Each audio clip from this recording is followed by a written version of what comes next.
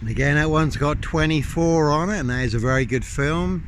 The film Split, where a lad has 24 split personalities, and the 24th personality is the Beast, and the Beast is taller.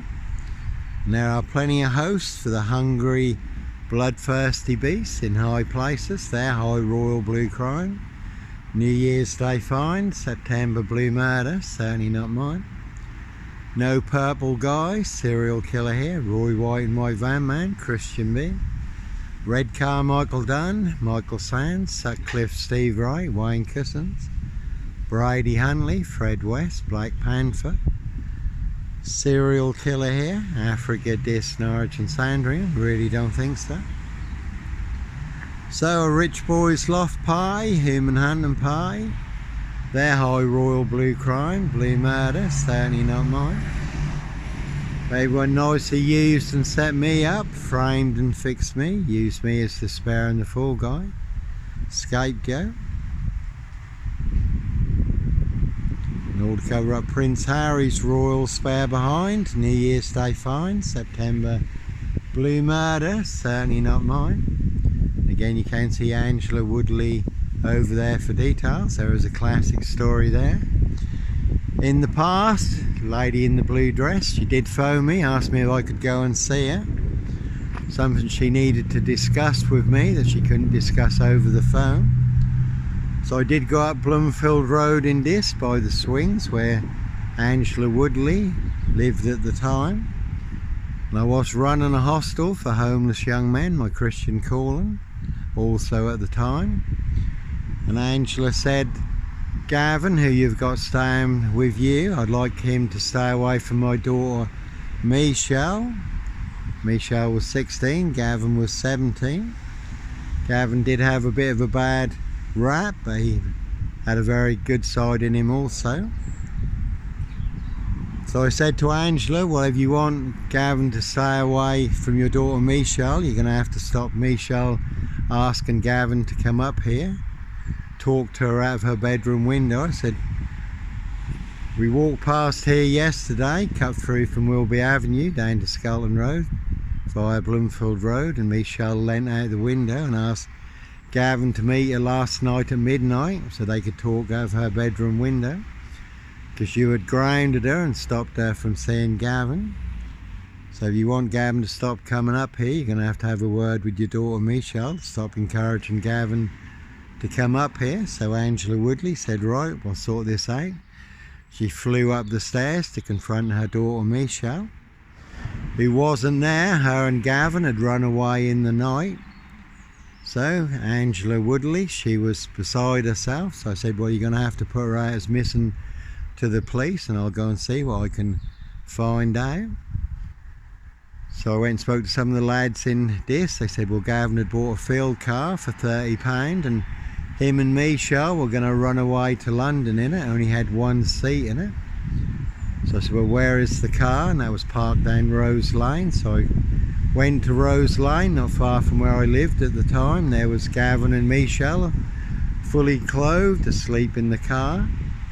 So I had a good chat with them and said, Gavin, there's no way you're going to drive this heap of crap to London, and Michelle has been put out as missing to the police, and the police hate you, so I'll certainly be gunning for you. You need to lose yourself. Said to Michelle, if you want to do this in a couple of years' time when you're 18, fair enough, but now is not the right time. And I said, your mum is really beside herself, really concerned and worried. So she said, no, my mum will kill me. I said, no, she won't. You know, she is very concerned. So anyhow, he talked them out of running away, eloping together in a field car with one seat in it to London. So me and Michelle walked, Gavin disappeared, so me and Michelle walked round to my house on Victoria Road, 55 Victoria Road. And everyone saw me walk into my house with a 16-year-old girl. I did phone Angela Woodley, he couldn't thank me enough. Said, let the police know that your daughter is here so they can come and pick her up. They'll probably want to have a chat with her.